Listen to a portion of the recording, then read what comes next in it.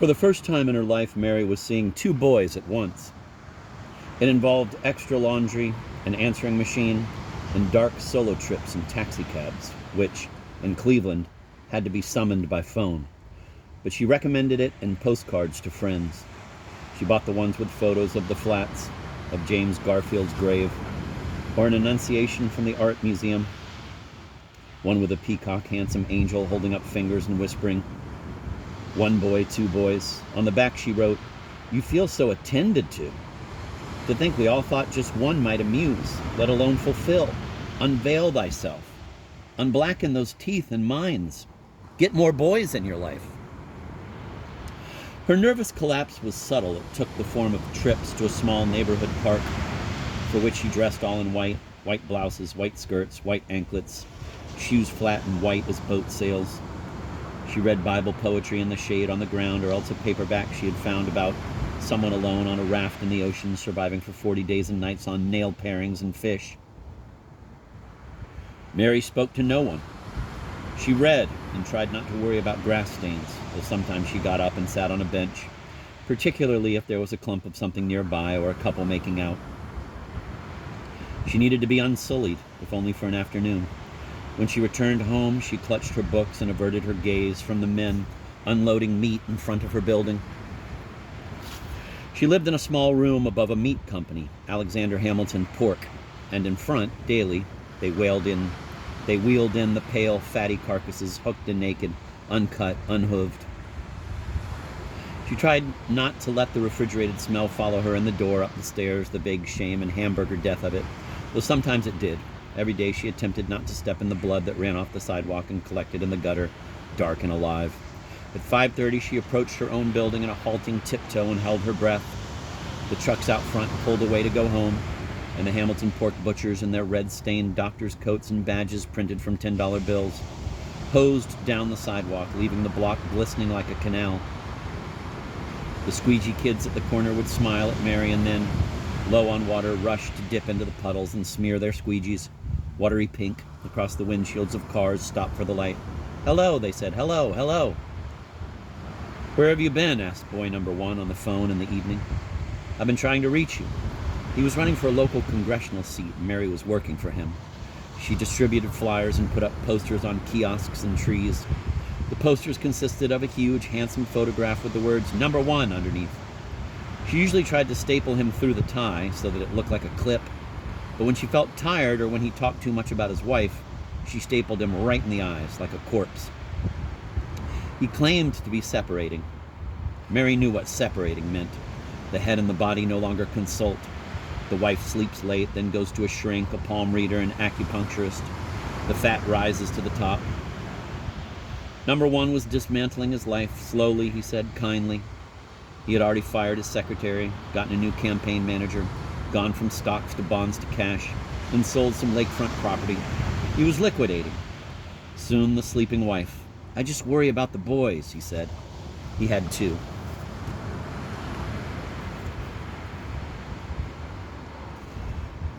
"Where have I been?" echoed Mary. She searched deep in her soul. "I've been at the park, reading." "I miss you," said number 1. "I wish I could come see you this minute." But he was stuck far away in a house with a lid and holes punched in for air.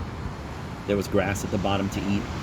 He also had a small apartment downtown where the doorman smiled at Mary and nodded her in. But this evening, one was at the house with the boys.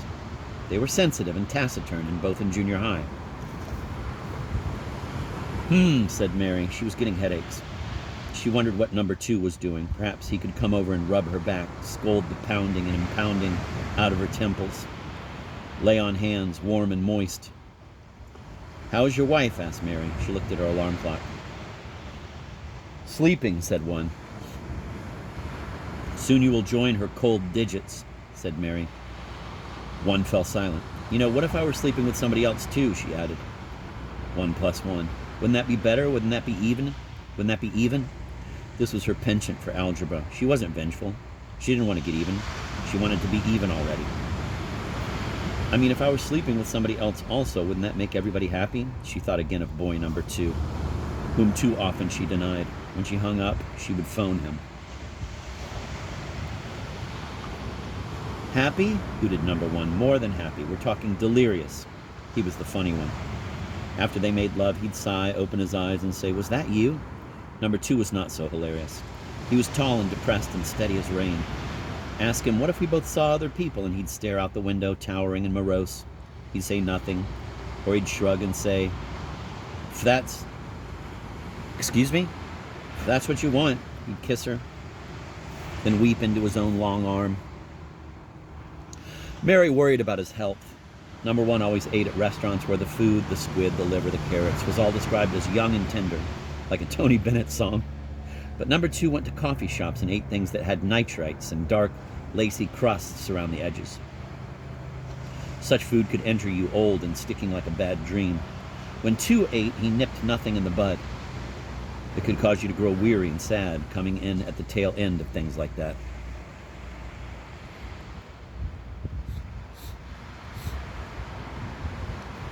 "You have everything," she said to number one. "You have too much. You have too much. Money, power, women."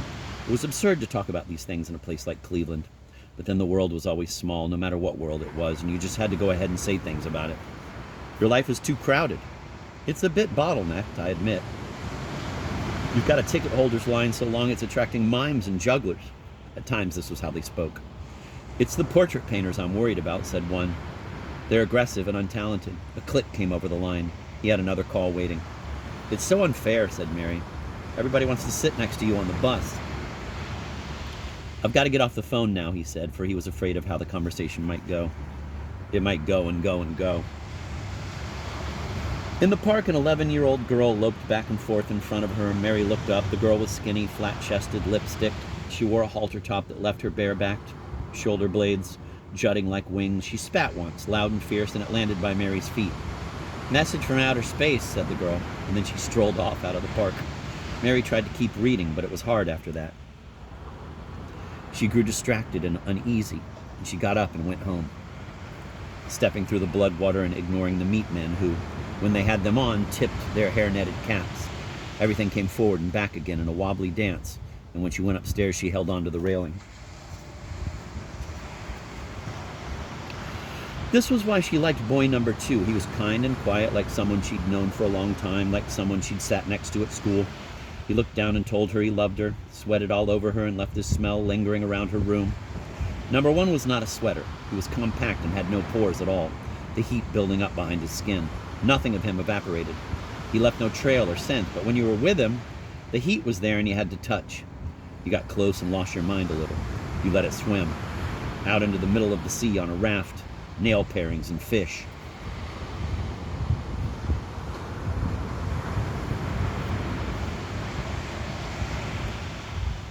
When he was over, number two liked to drink beer and go to bed early, whimpering into her, feet dangling over the bed. He gave her long back rubs, then collapsed on top of her in a moan. He was full of sounds. Words came few and slow. They were never what he meant, he said. He had a hard time explaining. "I know," said Mary. She had learned to trust his eyes, the light in them, saccharine and uxorious, though on occasion something drove through them in a scary flash. "Kiss me," he would say, and she would close her eyes and kiss. Sometimes in her mind she concocted a third one, boy number three. He was composed of the best features of each. It was boy number three, she realized, she desired. Alone, number one was rich and mean. Number two was sighing, repetitive. Tall, going on forever. He just wanted him to sit down. It was inevitable that she splice and add, 1 + 2. Three was clever and true. He was better than everybody. Alone, numbers 1 and 2 were missing parts, gouged and menacing, roaming dangerously through the emerald parks of Cleveland, shaking hands with voters or stooped moodily over a chili dog. Number 3 always presented himself in her mind after a drink or two like an escort, bearing gifts and wearing a nice suit. "Ah, number 3, she would say, with her eyes closed.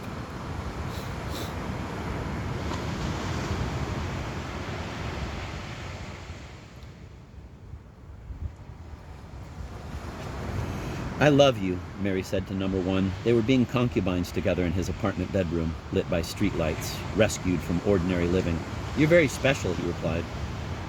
"You're very special, too," said Mary, "though I suppose you'd be even more special if you were single." "That would make me more than special," said number 1.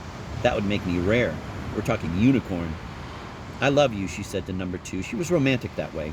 Her heart was big and bursting, though her brain was drying and subdividing like a cauliflower. She called both boys honey, and it shocked her a little.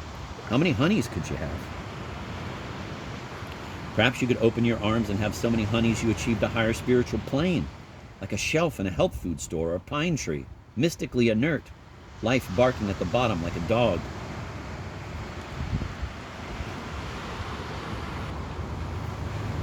I love you too, said two, the hot lunch of him lifting off his skin in a steam, a slight choke in the voice, collared and sputtering.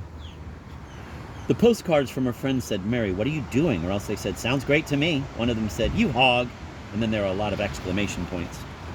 She painted her room a resonant white, hope white it was called, like the heroine of a nurse novel. She began collecting white furniture, small things for juveniles, only they were for her. She sat in them and at them and felt the edge of a childhood she'd never quite had or couldn't quite remember float back to her, cleansing and restoring. She bathed in Lysol capfuls under the running tap. She moved her other furniture, the large red, black, and brown pieces, out onto the sidewalk and watched the city haul them away on Mondays until her room was spare and milky as a bone. You've redecorated, said number one. Do you really love me, said number two. He never looked around. He stepped toward her slowly, wanting to know only this. In the park, after a Lysol bath, she sat on the paint-flaked slats of a bench and read, Who shall ascend the hill of the Lord? He who has clean hands. There was much casting of lots for raiment. In the other book there was a shark that kept circling. The same 11-year-old girl, lips waxed a greenish peach, came by to spit on her. What? Said Mary aghast. Nothing, said the girl. I'm not going to hurt you. She mocked, and her shoulders moved around as children's do when they play dress-up, a bad imitation of a movie star. She had a cheap shoulder bag with a long strap, and she hoisted it up over her head and arranged it in a diagonal across her chest. Mary stood and walked away with what might have been indignation in someone else, but in her was a horrified scurry. They could see. Everyone could see what she was doing. She wasn't fooling a soul. What she needed was plans. At a time like this, plans could save a person. They could organize time and space for a while, like little sculptures. At home, Mary made soup and ate it, staring at the radiator. She would plan a trip. She would travel to some place far away, some place unlittered and pure.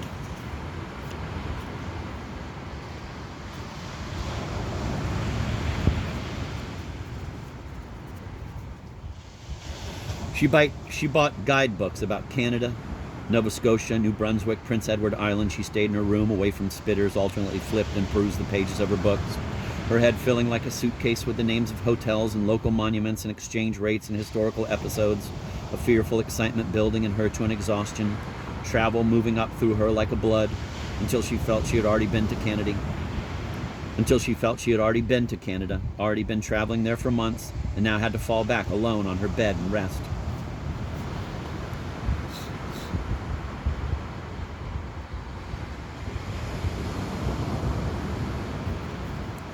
Mary went to number one's office to return some of the flyers and to tell him she was going away. It smelled of cigarettes and cigars, a public place like a train. He closed the door. I'm worried about you. You seem distant. You're always dressed in white. What's going on? I'm saving myself for marriage, she said. Not yours. Number one looked at her. He had been about to say, mine, but there wasn't enough room for both of them there, like two men on a base. They were arriving at punchlines together these days. They had begun to do imitations of each other. That most violent and satisfying end to love. I'm sorry I haven't been into work, said Mary, but I've decided I have to go away for a while. I'm going to Canada. You'll be able to return to your other life. What other life? The one where I walk the streets at 2 a.m. dressed as Hamlet? Excuse me. I got Himmler mixed up with Gimlet. Must have been thinking about cocktails. What other life? The one where I walk the streets at 2 a.m. dressed as Himmler? That one? On his desk was a news clipping about a representative from Nebraska who'd been having affairs far away from home. The headline read, Running for Public Orifice. Who should cast the first stone? The dark at the edge of Mary's vision grew inward, then back out again. She grabbed the arm of a chair and sat down. My life is very strange, said Mary. One looked at her steadily. She looked tired and lost. You know, he said, you're not the only woman who has ever been involved with a married A man with marital entanglements, usually called their romance a situation, or sometimes to entertain grown-uppery. All the words caused Mary to feel faint. Not the only woman, said Marion here. I thought I was blazing new paths. When she was little, her mother had said, would you jump off a cliff just because everybody else did? Yes, Mary had said. Would you, said her mother. Mary had tried again. No, she said. There are only two answers. Which could it be? Let me take you out to dinner, said number one. Mary was staring past him out the window. There were women who leaped through such glass. Just got a running start and did it. I have to go to Canada for a while, she murmured. Canada, Holmes smiled. You've always been such an adventuress. Did you get your shots? This is what happened in love. One of you cried a lot, and then both of you grew sarcastic. She handed him his flyers. He put them in a pile near a rhinoceros paperweight, and he slid his hand down his face like a boy with a squeegee. She stood and kissed his ear, which was a delicate thing, a sea creature, with the wind of her kiss trapped inside. To boy number two, she said, I must take a trip. He held her around the waist, afraid and tight. Marry me, he said, or else. Else, she said. She always wanted the thing not proposed, the other thing. Maybe in 2 years, she mumbled, trying to step back. They might buy a car, a house at the edge of the heights. They would grow overweight and rear sullen and lazy children. 2 boys. And a girl. Number one would send her postcards with jokes on the back. You hog. She touched number two's arm. He was sweet to her in his way, though his hair split into greasy V's, and the strange, occasional panic in him poured worrisomely through the veins of his arms. I need a break, said Mary. I'm going to go to Canada. He let go of her and went to the window, his knuckles hard little men on the sill. She went to Ottawa for 2 weeks. It was British and empty, and there were no sidewalk cafes, as it was already October, and who knew when the canals might freeze. She went to the National Gallery and stood before the Paul Peels and Tom Thompsons, their Mother Goose names, their naked children, and fiery leaves. She took a tour of Parliament, which was richly wooden and crimson velvet, and just that month scandalized by the personal lives of several of its members. So to speak, the guide winked, and the jaws in the group went slack. Mary went to a restaurant that had once been a mill, and she smiled at the waiters and stared at the stone walls. At night, alone in her hotel room, she imagined the cool bridal bleach of the sheets healing her, holding her like a shroud, working their white temporarily through her skin and into the thinking blood of her. Every morning at 7, someone phoned her from the desk downstairs to wake her up. What is there to do today? Mary inquired. You want Montreal, miss. This is Ottawa. French. She hadn't wanted anything French. Breakfast until 10 in the Union Jack room, miss. She sent postcards to boy number 1 and to boy number 2. She wrote on them, I will be home next Tuesday on the 2 o'clock bus.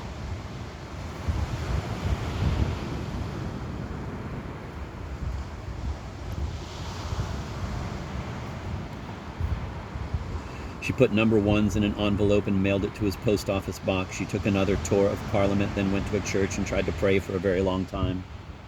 Oh, Father, who is the Father, she began. Who is the Father of us all? As a child, she had liked to pray and had always improvised. She had closed her eyes tight as stitches, and in the midst of all the colors, she was sure she saw God swimming toward her with messages and advice, a large fortune cookie in a beard and a robe.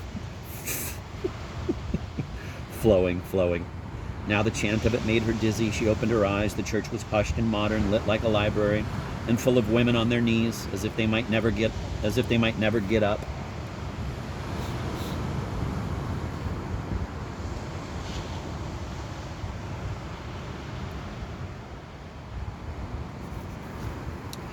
She slept fitfully on the way home, the bus rumbling beneath her, urging her to dreams and occasionally to wonder, half in and half out of them, whether anyone would be there at the station to greet her. Boy number 2 would probably not be.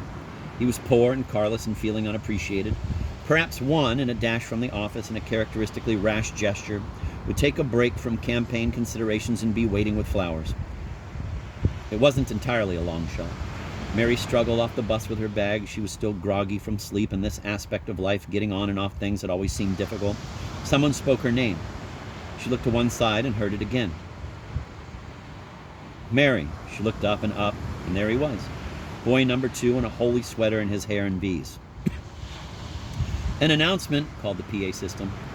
An announcement for all passengers on high, said Mary. The peculiar mix of gratitude and disappointment she always felt with two settled in her joints like the beginnings of flu. They kissed on the cheek and then on the mouth, at which point he insisted on taking her bag. They passed through the crowd uneasily, trying to talk but then not trying. The bus station was a piazza of homelessness and danger everywhere, the heart spin of greetings and departures, humid, ambivalent. Someone waved to them, a bare-legged woman with green ooze and flies buzzing close. An old man with something white curled in the curl of his ear approached and asked them for $1. For food, he assured them. Not drink, for food. Two pulled $1 from his pocket. There you go, my man, he said. It suddenly seemed to Mary that she would have to choose, that even if you didn't know who in the world to love, it was important to choose. You chose love, like a belief, a faith, a place, a box for one's heart to knock against, like a spook in the house. Two had no money for a cab but wanted to walk Mary home. One arm clamped around her back and upper arms. They made their way like this across the city. It used to be that two would put a big limp fish hand in the middle of her spine, but Mary would manage to escape, stopping and pointing out something. Look! Halley's Comet! Look, a star! So now he clamped her tightly, pressed against his side so that her shoulders curved front and their hips bumped each other. Mary longed to wriggle away.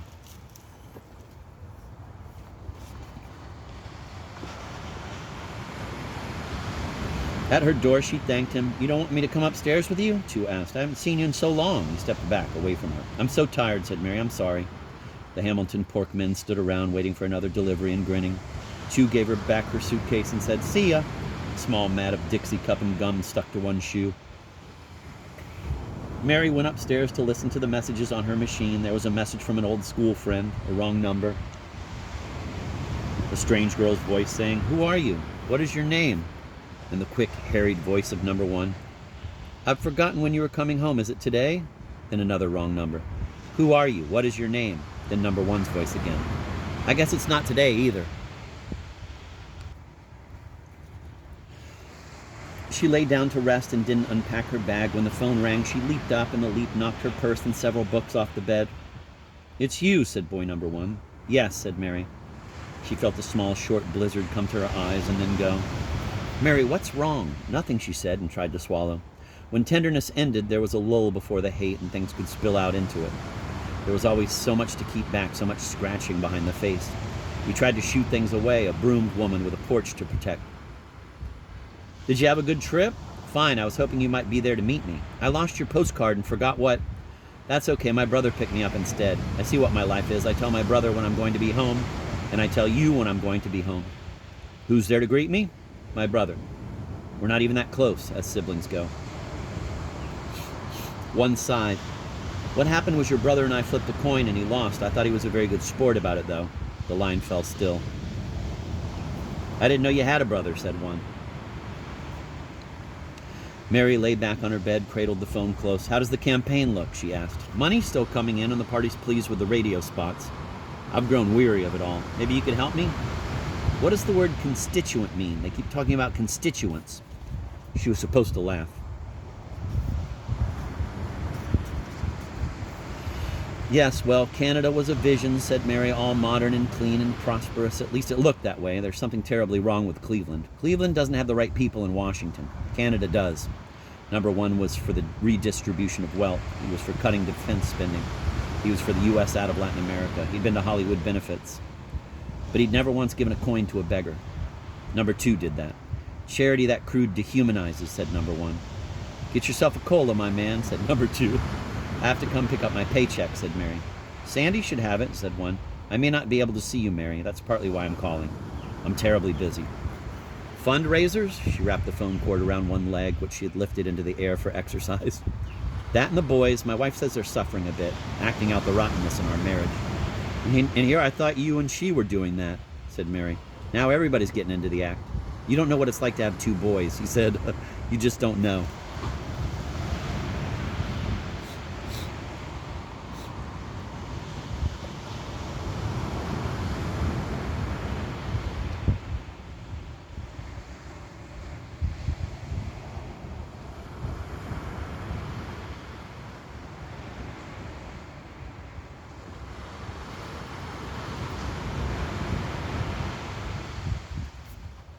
Mary stretched out on her stomach, alone in bed. A dismantled number 3, huge, torn raggedly at the seams, terrorized the city. The phone rang endlessly. Mary's machine picked it up. Hello? Hello? I know you're there. Will you please pick up the phone? I know you're there. Will you please pick up the phone? I know you're there. I know you're there with someone. There was a slight choking sound. Later, there were calls where nobody said anything at all. In the morning, he called again, and she answered, Hello? You slept with someone last night, didn't you? Said 2. There was a long silence. I wasn't going to, Mary said finally, but I kept getting these creepy calls, and I got scared and didn't want to be alone. Oh, God, he whispered. A curse, or was it love? Before the phone crashed, then hummed the last verse of something long. In the park, a young woman of about 20 was swirling about, dancing to some tape-recorded arias and Gregorian chants. A small crowd had gathered. Mary watched briefly. This was what happened to you when you were from Youngstown and had been dreamy and unpopular in high school. You grew up and did these sorts of dances. Mary sat down at a bench some distance away. The little girl who had twice spat on her walked by slowly, appraising. Mary looked up. Don't spit on me, she said. Her life had come to this, pleading not to be spat on. Was it any better than some flay-limbed dance to boombox Monteverdi? It had its moments. Not of dignity exactly, but of something. I'm not going to spit on you, sneered the girl. Good, said Mary. The girl sat down at the far end of the bench. Mary kept reading her book, but could feel the girl's eyes, a stare scraping along the edge of her, until she finally had to turn and say, What? Just looking, said the girl. Not spitting. Mary closed her book. Are you waiting for someone? Yup, said the girl. I'm waiting for all my boyfriends to come over and give me a kiss. She closed her eyes and smacked her lips in the air. Oh, said Mary, and opened her book again. The sun was beating down on the survivor. Blisters and sores. Poultices of algae paste. The water tight as glass in the wind. Blue-faced, holding its breath. How did one get here? How did one's eye patched, rot-toothed life lead one along so cruelly like a trick to the middle of the sea?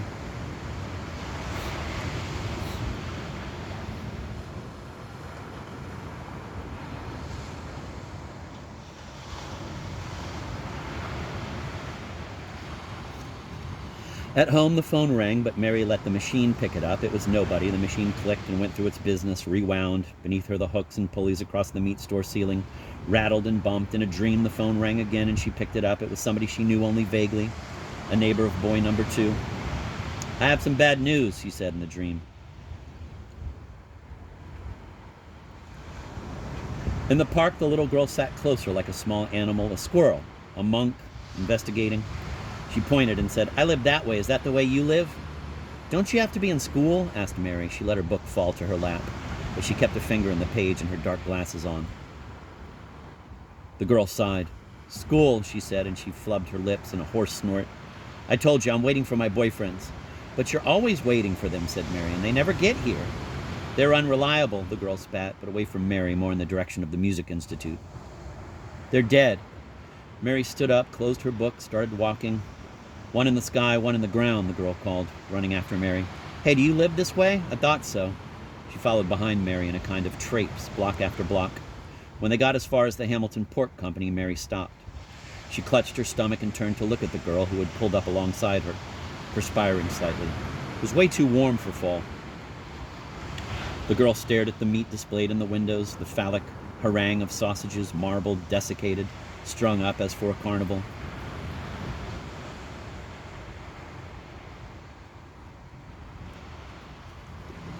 Look, said the girl, pointing at the sausages. There they are, all our old boyfriends. Mary took off her dark glasses. What grade are you in? She asked. Could there be a grade for what this girl knew in her bulleted heart? What she knew was the sort of thing that grew in you like a tree, unfurling in your brain, pushing out into your fingers against the nails. Grade, mimicked the girl. Mary put her glasses back on. Forget it, she said. Pork blood limned their shoes. Mary held her stomach more tightly. Something was fluttering there, the fruit of a worry. She fumbled for her keys. All right, said the girl, and she turned and loped away, the bones in her back working hard, color spinning out, exotic as a bird rarely seen and less believed in, wretchedly, like a moonward thought.